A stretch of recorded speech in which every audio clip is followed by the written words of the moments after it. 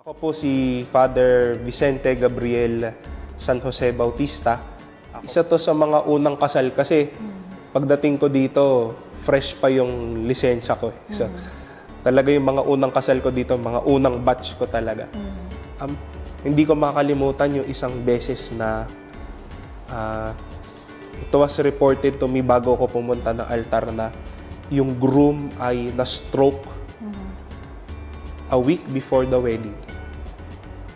So, ang mga tao, bago pa umiyak habang naglalakad yung bride, umiiyak na naglalakad pa lang si groom. Dahil nga, physically incapacitated pa siya.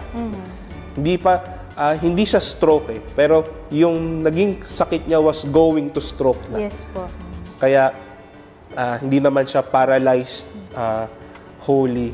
Pero yung speech niya okay pa. affected po yung Pero affected Yung paglalakad niya nakita ko So,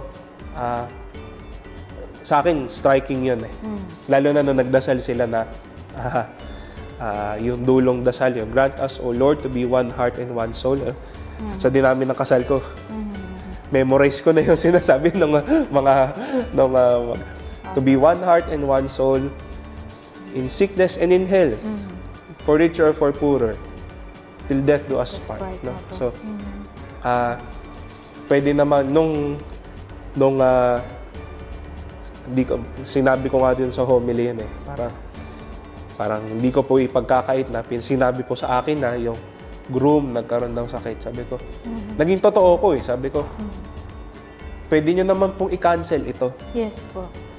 O kaya pwedeng sabihin ng babae, ayoko na sa'yo, may sakit ka Pero you chose to stay together, you chose to love each other, and then here you are. So, isa sa mga hindi tumatak sa akin yun na kahit may pinagdaan ng sakit yung lalaki, ito siya, nagpatuloy siya ng kanyang tawag dun sa pag-iisang dibdib. Hindi po ba bumaha, Father, ng luha? Actually, yung parehas sila, no?